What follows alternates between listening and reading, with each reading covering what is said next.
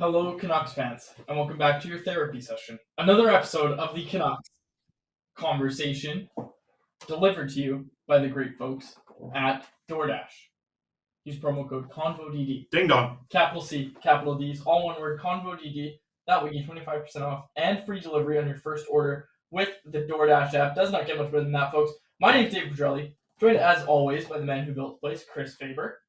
What's going on?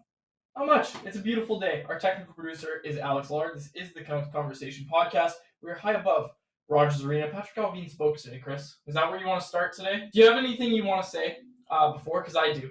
I'm carving pumpkins tonight. Oh, really? Yeah. Girlfriend and I are going to carve some pumpkins, and I'm very excited about it. Do you carve pumpkins? No, I'm not a big... Not a big carver? I'm not a big arts and crafts guy. I'm not good at all that stuff. Do you call carving a pumpkin arts and crafts? I've been doing it every year since I was a kid. There hasn't been a year where I didn't do a pumpkin. Where I didn't carve a pumpkin. Huh. Yeah. No, I'm not a big pumpkin guy. I've never done it. I've done it in the past. Rarely. But yeah, no, I'm not a big audio guy. I'm saying, your mind is elsewhere. Yeah, sorry, the audio is messing up here a little bit. Is it? I think so, yeah. Your audio sounds fine to me, but people are pointing out in the front the audio's off. So. I'm reading that. No, I'm not a big pumpkin guy, so you got me a little rattled here. Yeah, Patrick Alvin came and talked today. So yeah, I'm not sure. Part of the reason that any audio is off or any problems are happening is because it was such a busy day that I'm going to reconnect here. There we go. I think we're up and going now. Are we? Yeah. Okay. There it is. Okay. Alex says we're way better now. There we go. Audio is going. We fixed the problems. I think hopefully you can hear us now on YouTube. Okay. So where do we start? Did anybody hear what we just said? You want to just redo this whole thing, Alex? You want to Alex, from the top. Let's just rerun this thing from the top here. We got the audio going. Okay. Okay. I think it was off my computer. From the top.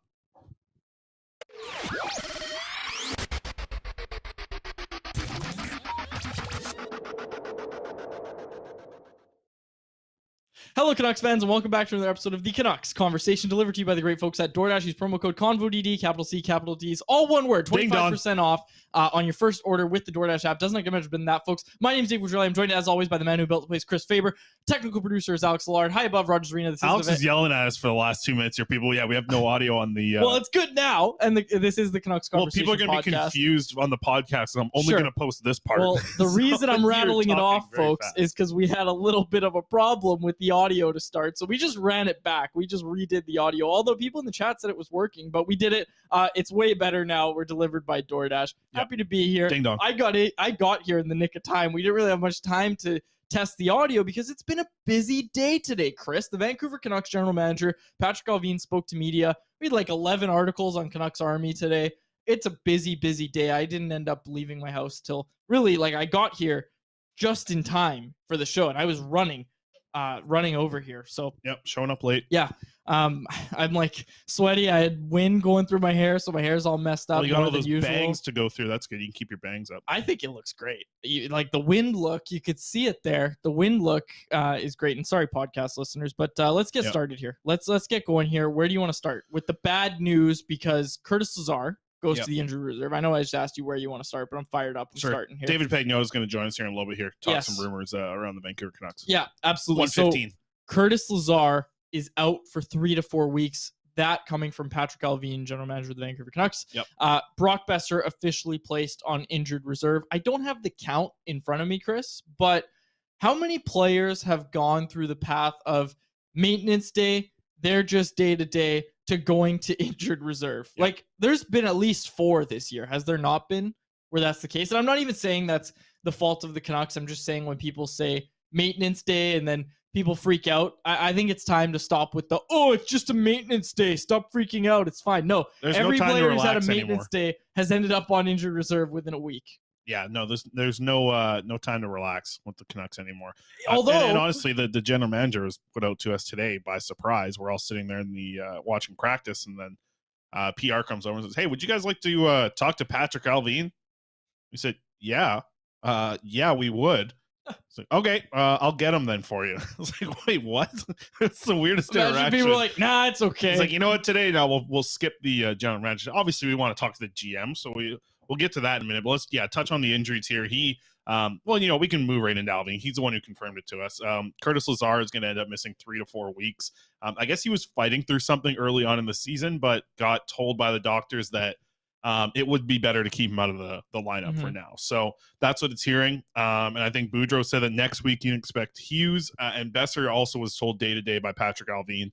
He wasn't told that by Alvin. He was told it by the doctors. We were told by Alvin. Sure. People in the chat know what I'm talking about. We were told by Alvin day-to-day for Boeser, day-to-day for Hughes, and then Bruce Boudreau confirmed later on that it should be Hughes for next week. So, a lot of injuries to deal with the Vancouver Canucks team. I mean, we already know what this lineup looks like. We can pull up the lines here, too. I did take away something from practice here. You get the lines from October 26th today put up here from at Chris Faber 39 on Twitter. Good looking dude. JT Miller, Bo Horvat. So you got Miller still on the wing. So that's going to be the top line. Miller, Horvat, and Garland playing together. I like Garland in that spot there. I think bringing a little bit of offense, creating a little bit. I like having Garland be the guy there. I think at 5-on-5 he's going to help create. Second line, you got Kuzmenko back with Pettersson. He's going to play with Mikheyev. This is something that we saw in preseason, I believe. Maybe on that first game Mikheyev was playing. Was it that trio? We definitely seen this in practice at some point. It was training camp, was it? It was the trio on the first day of training camp. Right. Yeah. And then we got Podkolzin, Amon, and Joshua on the third line, and then Pearson, Dries, and Huglander on the fourth line. Will Lockwood extra player today. He was called up. Sheldon Dries was called up because of the injuries that we heard about earlier today. That Kuzmenko, Pettersson, Mikheyev line actually played a period and a half in the Canucks' first preseason game against the Calgary Flames before Mikheyev went down with that lower body injury that held him out. Yeah.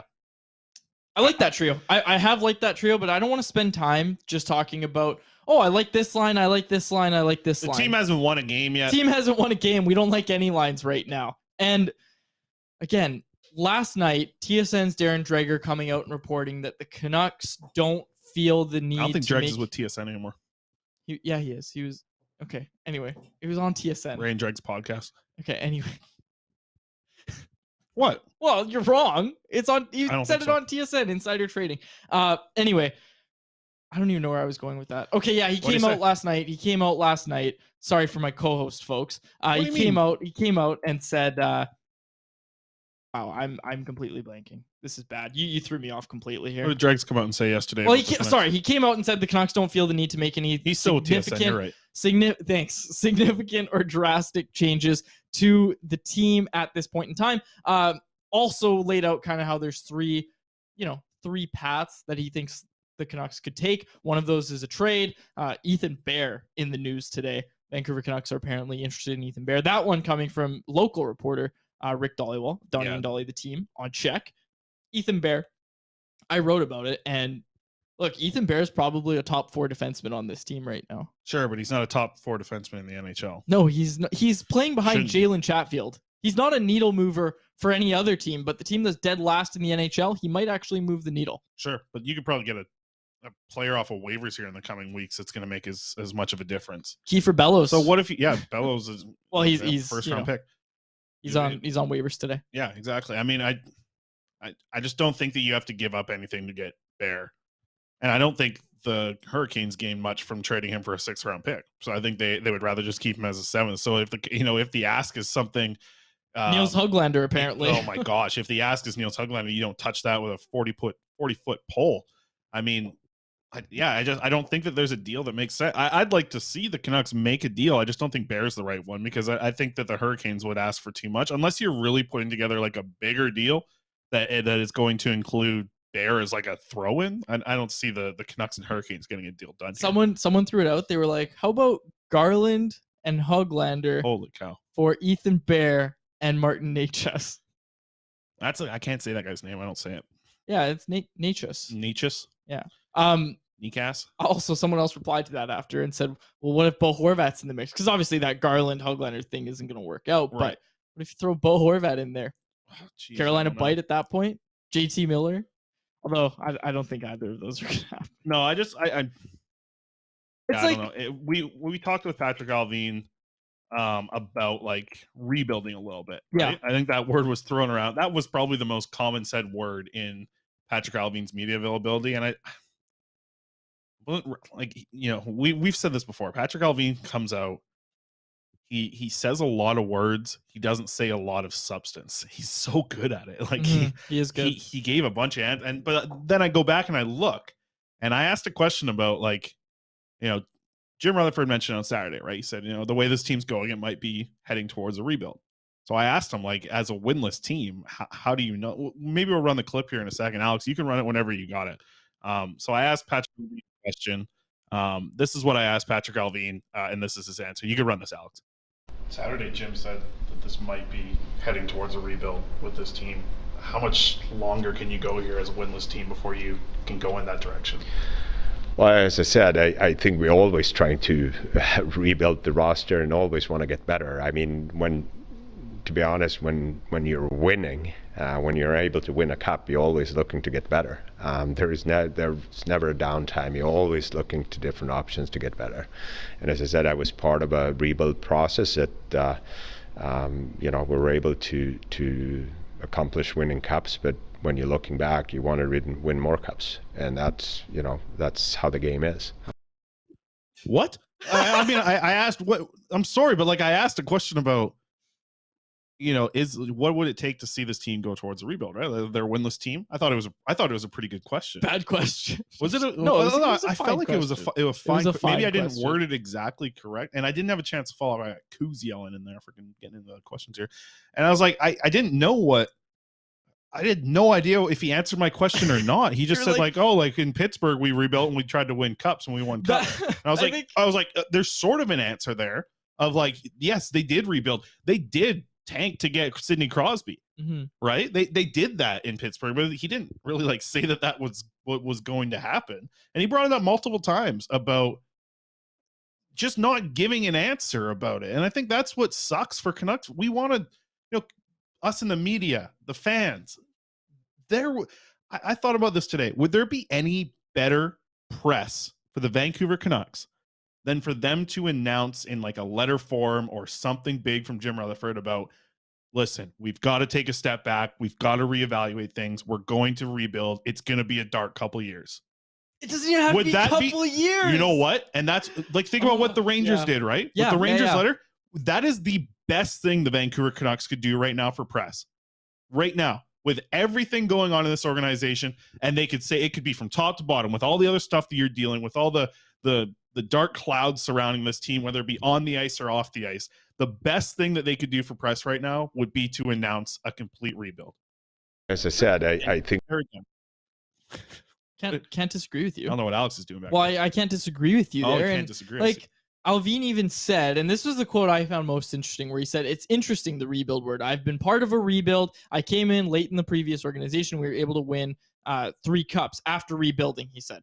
"I still think that we're building something here every day." And then he goes into the, you're always trying to build and get better. You're always trying to rebuild your roster. Later on in the show, I need to play that back because I need to hear it for the 10th time and see if people let me know in the chat. Am I missing an answer? No, there was as I said, I think we all.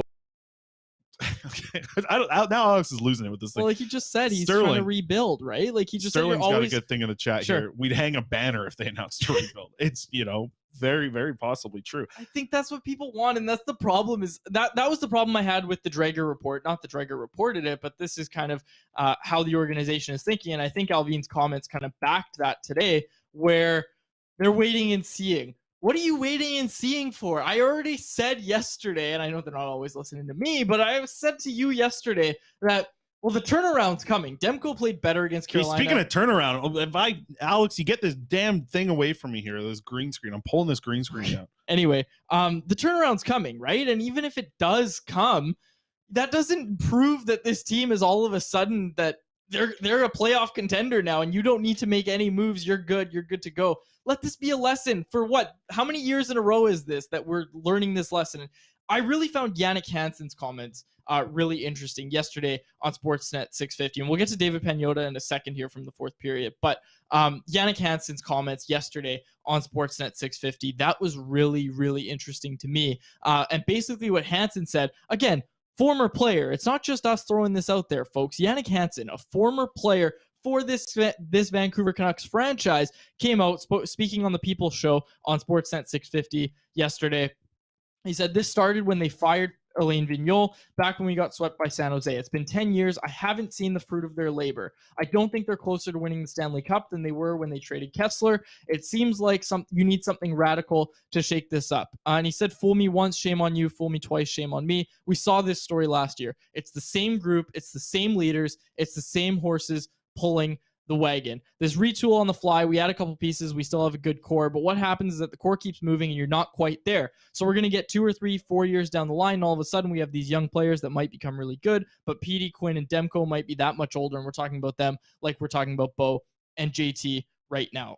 Stress the importance of having the core come together at the same time and how the Canucks method just isn't going to allow that. And he's right. Like, look, I know Connor Garland's still young. They go out and acquire him, but they also acquire OEL and whatever's left of his play, right? And again, that contract, you didn't need to go out and get that. And someone pointed out to me yesterday that Dylan Guenther, the player that the Arizona Coyotes selected with the 9th overall pick, has more goals than OEL and Garland combined. He's ripping. He scored the other night. Yeah, scored last he's a good night. player. Could have been a Canuck this season. How much would that have helped? On an ELC. That's why you do these moves. Anyway, go ahead. Good one here from actually my favorite Oilers fan, because Oilers fans and me, we don't get along most of the time. But from Yash, said Edmonton had the same thing a bit ago. We came off a second round exit and we just sucked for some reason. Went into a mini rebuild. That's what the Canucks look like they have to do at this point. I didn't get a chance to ask Alvin this, and I don't know what his answer would have been if it would have given me any clarity, but like they have to look at this draft class and think, man, we get any of these top 3, maybe even top 4, depending on what you think of Jagger. Yep. You get any of these guys, they're making a huge impact on your NHL roster in 2 years. They might, you look at Bedard, he's probably coming in and making a huge impact in year 1. Yeah. Right? He's the type of player that I don't know what his point totals are going to be in his rookie season, but it wouldn't shock me to see him be close to a point per game. That's how good this kid is. He's so good. He's unreal. He's the best prospect we've seen in years. Since McDavid, he's the best prospect we've seen. He's going to come into the league and have a top 5 shot in the league immediately. Like right now. And he's a kid still. He's a child. 17-year-old. He's 17 years old. That's why we're trying to get him in on the show and get him to say that he'll only sign with the Vancouver Canucks. I'm going to have him on here next week. Let's do it. I'll talk to him. Yep. But my point being that we're hoping that he'll say on the show, because the fans want it. Fans are saying to us, can you try and get Bedard to say, yeah, I'm going to be we're not putting him in this. No, if he's coming on the show, we're coming to chat a little bit. We're not getting him this. What do you want him to say? Hey, I'm Connor Bedard. You're listening to Canucks Conversation. That's what you're trying to No, I'm trying to get him to say, hi, I'm Connor Bedard. I'm not signing with anybody else except for the Vancouver Canucks, so nobody should draft Alex has got to hear. Alex, who's going to draft Connor Bedard this year? The Vancouver Canucks. Easy choice. Boom. That's where he's getting drafted this year. Poor Bedard picks the Canucks to win the Stanley Cup. I know. And I was having this conversation with someone yesterday, but you talk about, does this guy really care? Does this guy, there's a lack of effort, and you should be proud to wear that jersey or whatever. Like, you even look at Curtis Lazar, the effort that he's put in and how he's talking about, yeah, it really hurt to see the Canucks jersey on the ice, all that sort of stuff. Curtis Lazar, kid from BC, talking about that. Connor Bedard cried for a week after the 2011 Cup run. There's your leader. There's your guy that literally bleeds blue before he even comes to this organization. I don't understand how anybody can look at this season, this start that they've had, and say, oh, I'm really hoping the boys turn it around and maybe make a rush for a playoff by playing at 110 point pace this season. Like, write this year off. That's why I keep saying that the rebuild doesn't have to be painful years. You've already tanked your first 7 games. So now just try and sell off whatever you can, okay? You put together a core. A top 5 pick in this draft, as someone said in the chat here, would go such a long way for this team long-term and in the short term. Like, one of these top 5 picks, if you get one of them, they're probably going to play as soon as next year. Mm-hmm. Michkov's obviously a little bit different. And as someone pointed out yesterday, are we going to run the Tankathon thing, by the way, again today? I can run the Tankathon thing. Yeah, okay. I can pull that up here. What's going on with Pagnotta? Because I said we'll be joined by he's struggling with the audio there. We got him on video, so we might just have to look at him for a little bit. Okay, well, we'll see. We got Pags coming up hopefully in a minute here. They can figure it out. Alex on the back end there. Alex is too busy putting green screens behind me here. Don't blame this on Alex. Alex put together this show with me showing up on like 2 minutes before the show started. Yeah, that's true. Yeah, and we did pretty well. No, and but Darth Canuck jumping in the chat saying, I think we all shed some tears during 2011. Yeah, it's true. And Sterling Wilson, great point. The worst thing the Canucks could do is delay a rebuild, end up winning enough to have a mid-round pick again, and continue the cycle of mediocrity. Bang on. That's what I'm trying to say here. Very possibly could happen. That's probably what's going to happen. We said it on the show yesterday, and I hope this clicked in with people. The Canucks roster is too good to not finish last. They're not. They're way too good to finish last. Yeah, sorry. They're way too good to finish last. They can't do that. They're you look at the other rosters out here, and I know you brought it up actually the other day that like Arizona's defense might look better than the Canucks is this week anyways, but there's too many good players on this team. The goaltender's too good. They won't be able to finish last.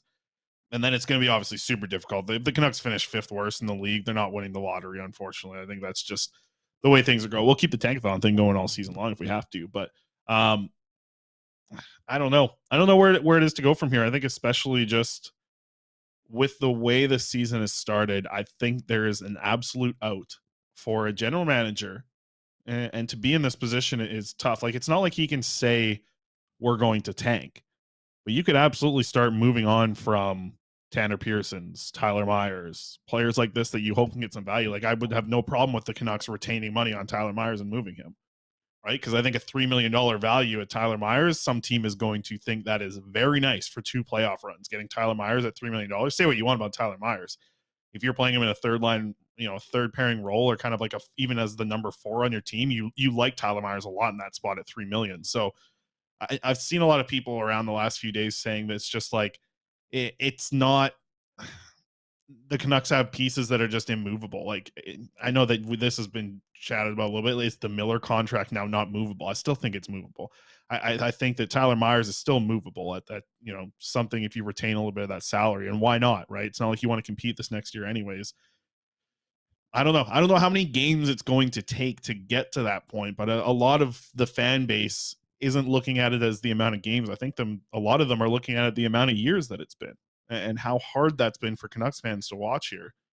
I don't think it's about just 7 games in and being winless here. It's about this being like the end of the road for a lot of Canucks fans who have gone through not a rebuild for the last 10 years. It's been painful. It's been really tough to watch. Yeah, absolutely. And moments ago, Sportsnet Elliot Friedman wrote out the 32 thoughts, the written version of it. And the title of it, folks, is Could a Slow Start Push the Canucks into a Rebuild? And here's what Elliot had to say in his column today. He said, of all the things Jim Rutherford said in his riveting after-hours appearance with Scott Oak, this is the most relevant right now. We may very well be in a rebuild in the direction we're going, but ideally, we'd like to transition this team on the fly. We do have some core players, some young players that are really good, end quote. He also promised to be cautious with any move he makes, recognizing panic moves are the worst thing he can do when your ship is taking on water. Now, that makes sense, but sure. At what point do you just say, okay, this start does suck? And Elliot goes on to kind of point out that there's been one team that's made the playoffs since 2005, 2006 in a full 82-game season with such a poor start, and that was the Philadelphia Flyers in 2013-14. And they were 1-6, so they had an even better record than the Canucks, although same number of points, but you get what I mean. They had a win under their belt, something that the Canucks don't yet have. So again, for like the 9th day in a row, it feels like, Chris, at what point does this organization look at this and just say, okay, it's time to actually commit to something here, and we need to actually do something? Because look, Hansen pointed it out. Former player, folks. You know what it might take? Retooling on the fly doesn't work. Go on. You know what it might take? Tell me. And maybe the fan base needs to step up or in a way not show up at all. And I think that's going to be the thing. Once you start to see an empty arena with 12,000 people in there instead of, have you seen the numbers coming out of the 2 Canucks games? No, I haven't actually. They're like 99.5%. I mean, it's a sellout every night. And of course, it's the start of the season, first 2 games, even with the record that they have. Doesn't look like but what's it sellout like on in TV. 6 weeks? Because, we talk about this all the time. The people that aren't, that are fans of this team but aren't hardcore fans, they even know when the team sucks, right? Like the people that are just like around the city. Think about the people that you have a conversation with about the Vancouver Canucks that aren't like super engaged, and they're like, oh, like, yeah, the Sedin, or are the Sedins still playing? Like that group of people, or like, what's the Sedins up to this year? The fans that aren't really engaged at all, they're still aware though that like when the Canucks are bad, it gets around the city really fast, a lot faster than it does when this Canucks team is good. So I'm curious to see how many people are going to be showing up in 2 months from now, and if that's what we have to wait and see is in December and January. Is that when a rebuild can actually start? Because I don't think it's starting tomorrow, man. I don't think it's as much as it would maybe help a lot of these Canucks players, this organization, to get ahead of things. And I say that, I can't say it with a straight face, because this organization has not been able to get ahead of things.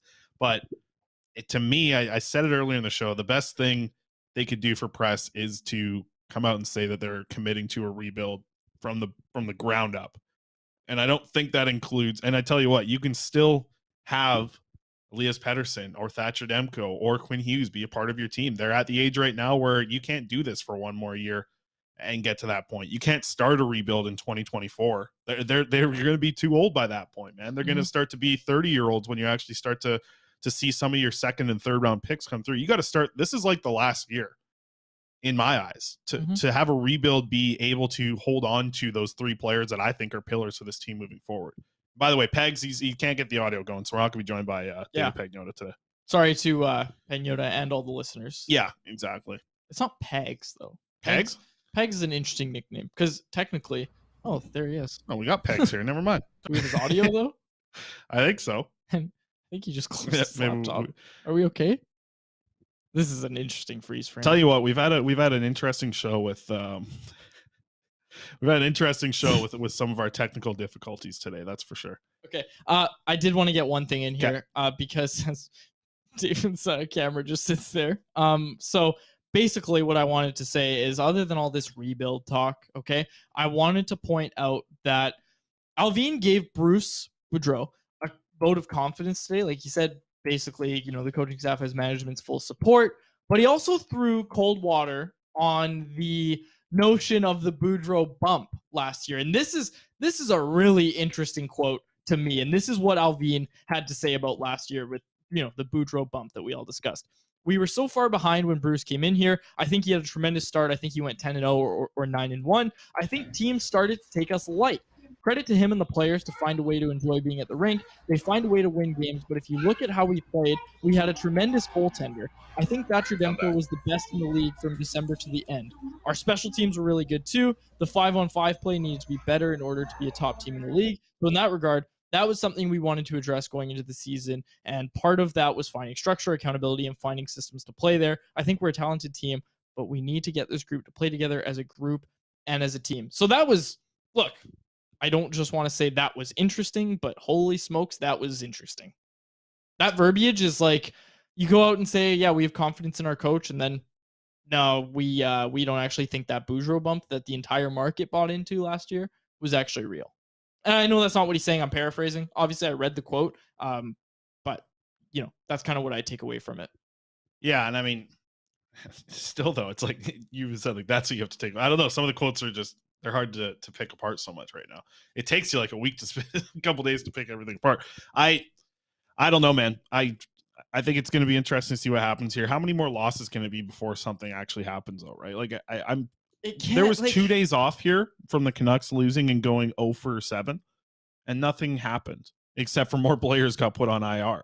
Right? Like, it's hard, man. It's really hard, and I think Yako. Am I saying that right? Yeah. Yako, let me know if I'm saying it right. He says, you think Elias Pettersson will stick around for that? I really do think Pettersson and Hughes and Demko, the thought process of like, they're not going to want to stick around. I'm sorry, man. They've gone through a lot of not a lot of their career, but a few years here now where they've had and everyone's like, oh, but it's not all been bad for that crew. They got to go on a little bubble run. Everyone's gone through COVID for 2 years of playing hockey and being in a season. I don't think that. And sorry, I know it's far fetched, but if this organization drafts Connor Bedard this offseason, yeah, they're like, no, now's the time. No, I don't like this. I don't like what you're doing. Exactly. Bring back Neil Zaman. That I liked him as the third line center. Yeah, exactly. Like Pettersson's looking for Jonathan Dallin to come over and play.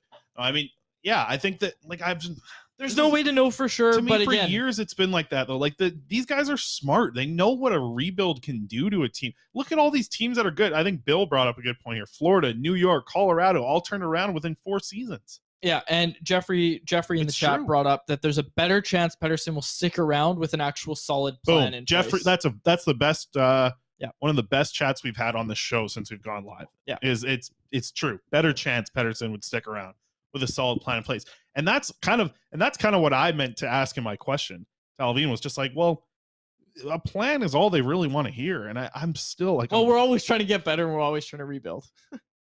Okay, let's get to David that's Pagnotta. not a plan. We've got him now. Okay. We're told that we have him. David, can you hear us? No. That's all right. Okay, we're scrapping David Pagnotta. Yeah. David, we appreciate you taking the time. We're Yeah, sorry if you that we can hear couldn't us. get this to go. I blame Alex here. I got Alex in the It's chat not telling me Alex's fault. You be nice to Alex. We were, credit to Alex, because we Mhm. thought we were gonna have to do all this ourselves. Like Right.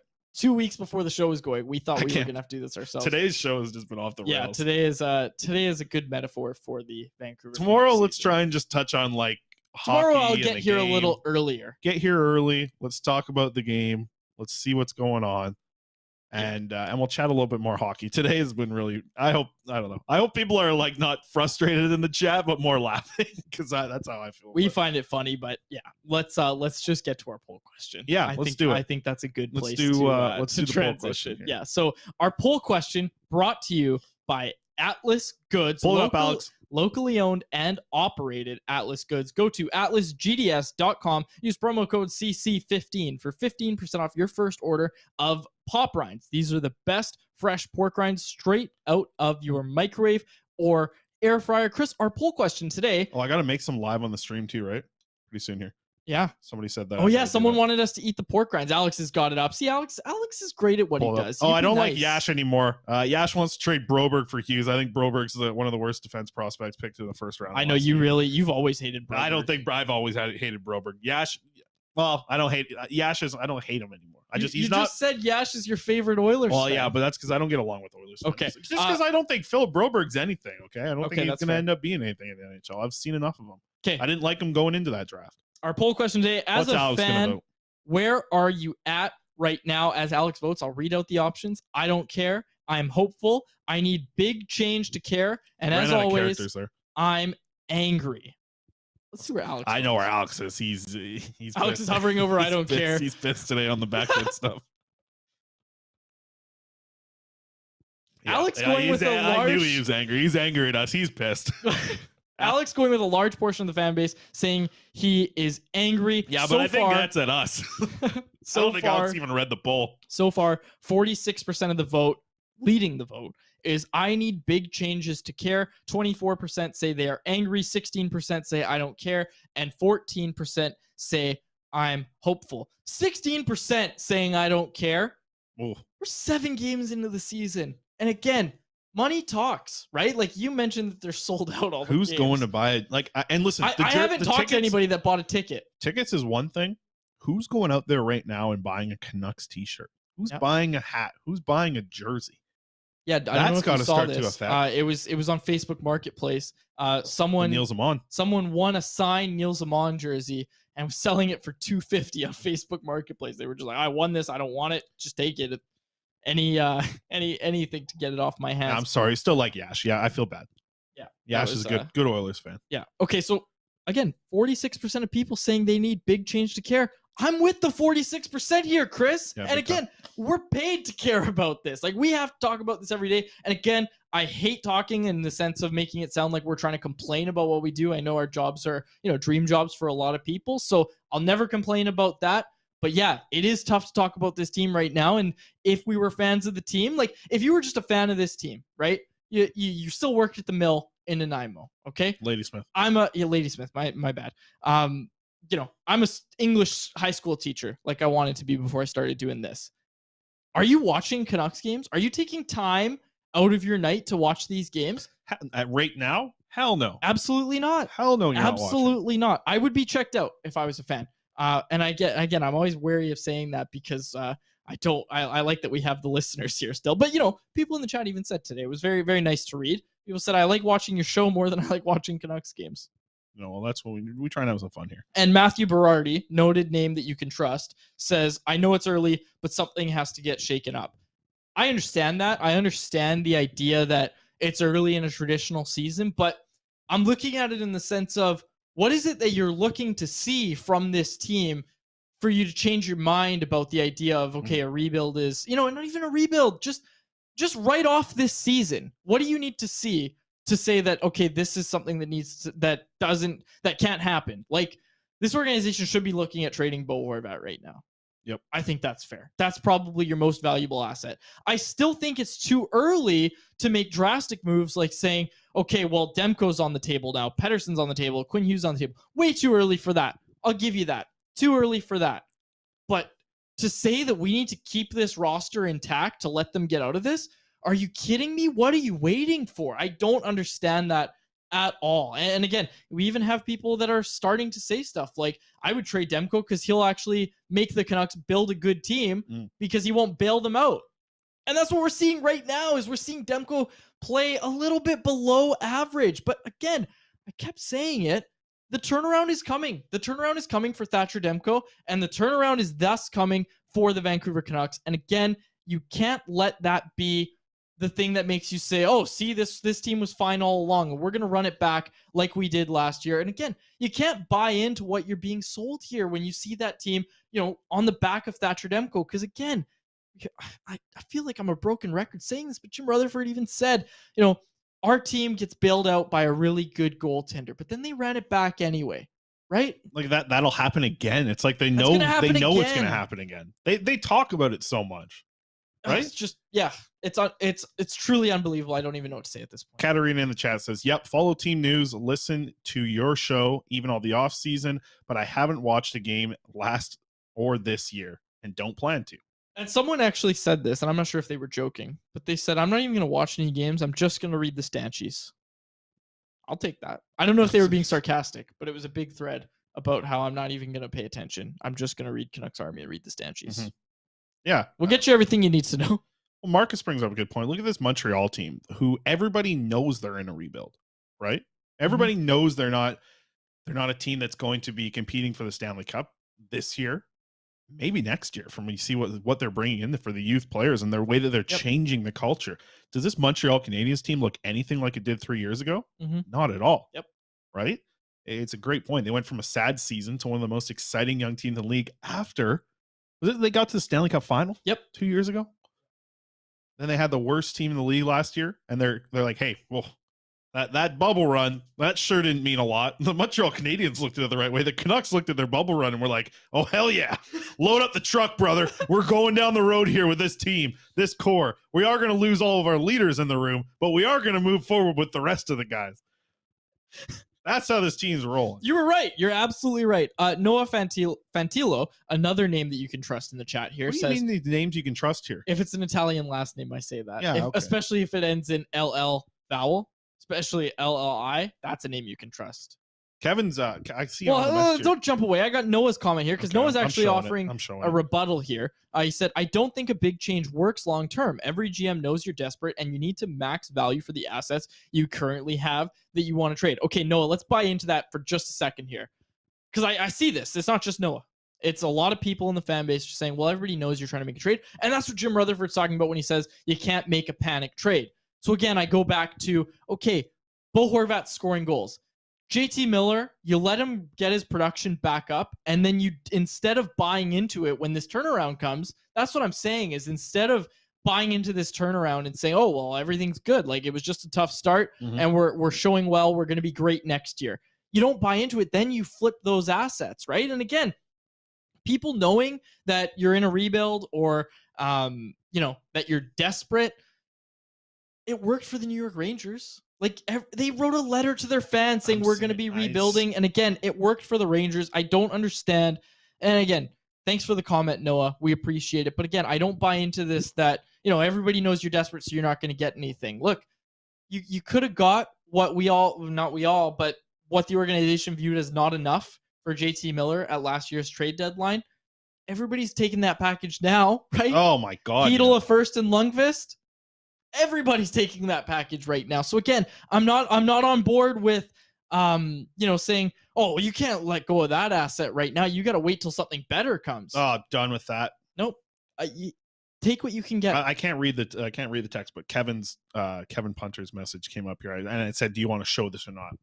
Yeah, I'm going to show it because that's, I think, how a lot of people are feeling at this point. Yeah, I'm a diehard fan. I'm not watching the freaking games until they change something. Yeah. He didn't say freaking. Nope. Hey, man, Hey, chat, y'all been excellent today, by the way. Chat's been excellent. As per usual. Just the back and forth that we're seeing with them, with each other, with us here on the thing. It's been I'm feeling better coming out of this. I was in a bad mood coming in here. Sure. If I'm being honest. Last comment, and then we'll get to the Betway wrap up. No. I got the big prospect. I got videos to get to. Okay, well, hang on. We got a good comment here from Yako. Said, is JT Miller tradable with his massive extension? I suggested a Jamie Benn for JT Miller trade on a Dallas board, and my post got deleted. I will say this. The league, looking around the league, it was widely agreed upon that JT Miller took a discount to, like, he was below market value when he signed that extension in Vancouver. So he's able to be traded right now, and we're going to actually have something, I'll tease it, on Canucks Army tomorrow morning about this kind of concept. It's really, really interesting, I think, because, again, it all goes back to let him play, let him put up the points. He put up 2 goals, even in a game where his analytics didn't look great. Let him put up the flashy numbers, and then instead of saying, oh, good, he's back, it's all good, say, okay, now his value's up. Now let's actually pull the trigger here. Yeah, you can't hesitate anymore with the Miller stuff. All right, flip it over. Here we go. Prospects. Big day for Canucks prospects. A couple of them matching up against each other. Jonathan Myrenberg, Jonathan Lekaramaki, the battle of the Swedish Jonathans. They were going up against each other in an Allsvenskan game. Both of them, quads, had a point today. So let's get to it. Alex, pull it up. Full screen me, Alex. Here we go. Full screen. Look at this. Jonathan Myrenberg, some good stuff here from this guy. Coming down the wing on the right side. He makes a beautiful pass. Just boom, tape to tape to the player in front of the net. Myrenberg's looking good. He's playing on the third pairing right there. And he's got a poutine in front of him on the ice, but he makes a play anyways. And Jonathan Myrenberg, starting to like what this guy can do. He's 6'2", still putting up points in Allsvenskan. We'll watch it one more time here for everyone on the YouTube. Comes down the right wing as the right shot defenseman stepping up, and that pass is just tape to tape. Love to see it from Myrenberg. I like this kid. He's a big body, good kid, smart kid, works hard. He's put on some weight. So I'm excited to watch him continue on. But we can get to the top prospect now. Jonathan Myrenberg, he was also in action. He had a poutine before the game, and he looked excellent, putting up another point here. Played a lot more minutes today for Myrenberg, which was good. I'm trying to watch this while I was in the presser. I had the Swedish Hockey League highlight, or Allsvenskan Hockey League highlights up. But Myrenberg picked up another assist on the power play. This is what he's doing a lot of. I think it's been interesting though. Like, he wasn't playing a lot of power play minutes the other day. Today he was big time on the power play, and Djurgården's actually lost. So if you took my bet yesterday, I apologize for that. It wasn't a good day for betting for me yesterday. So we'll wrap it up there with the prospects report. Not much else today going on, but we do have. I'll say it again. We mentioned it yesterday. As much crap's going on in the Vancouver Canucks team, we have another Abbotsford Canuck player joining us. So tomorrow we have John Stevens coming on the show, who's going to be a great guy to chat with. Let's get to the bet here. Alex, pull it up. Pull it up. He's going to put something behind me probably here. The bet of the day. There's a video about this online now too. Presented by Betway, our Betway wrap up. Betway. You can see us on Twitter as well. My video. Which I did yesterday. I was wearing a different shirt. Same color, but different shirt. Oilers over 6.5 tonight. I don't know. Watch the whole. I got the Twitter video. I did a bunch of research for it.